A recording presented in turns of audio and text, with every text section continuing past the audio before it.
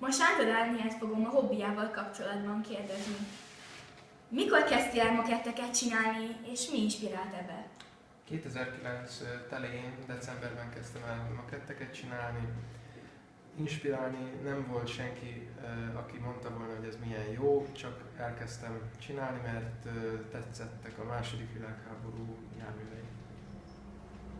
Mennyi idő egy ilyet elkészíteni?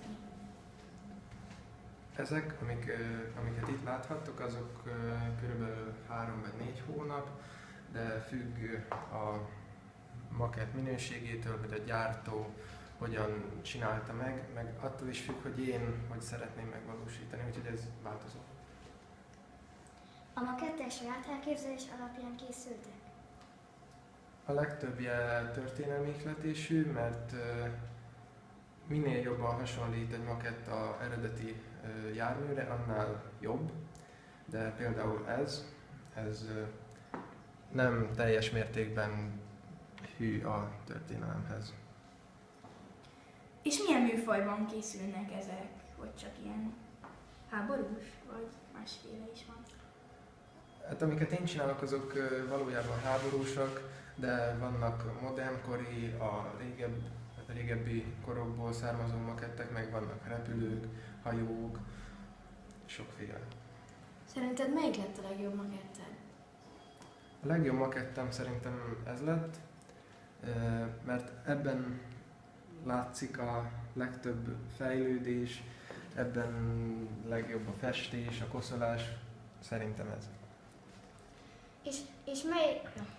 És milyen műfajban készíted el maketteket? A legtöbbében a harcjárművek, ezekből is a 1-35-ös, amit tömeggyártásban gyártanak, ez a két nagyobb, ezek az 1-35-ösök, ez a legnagyobb méretarány, mert ezekben lehet a legszebben kidolgozni, meg ezek úgy a legpontosabbak.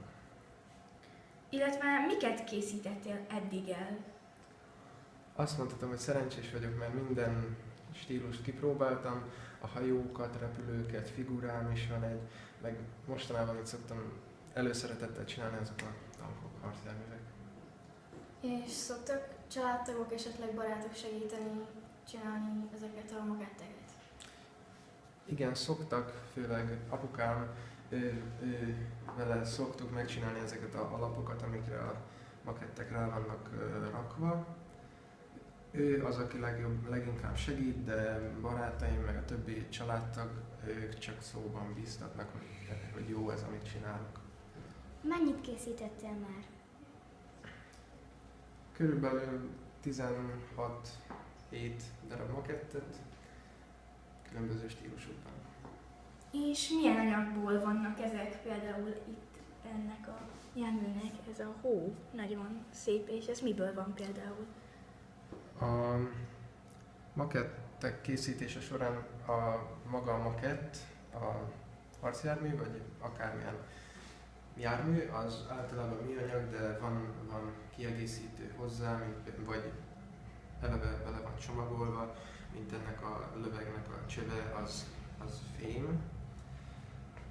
És az alap, az általában én úgy szoktam csinálni, hogy a gipsz az alap, utána hát itt a hó esetében szódabikarbon, a hó, meg a olvattabb részeken a porcukor, és utána csak festve van.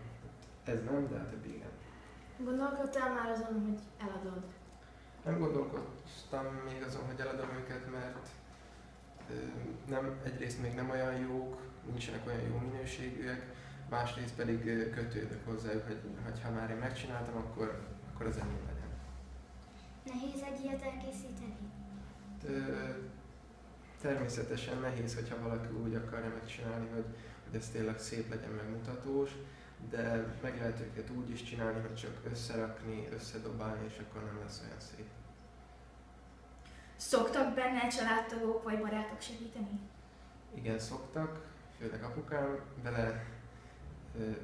ő segít az alap elkészítésében, a többi családtagjaim, azok inkább a bíztatásban vannak segítségemre. Ez nálad csak hobbi?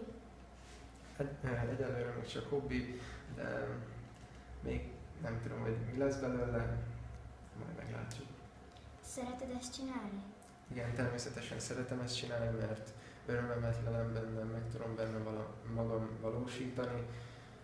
Igen, szeretem. Köszönjük szépen, hogy válaszoltál pár kérdésünkre. Szívesen. Elma kétszer.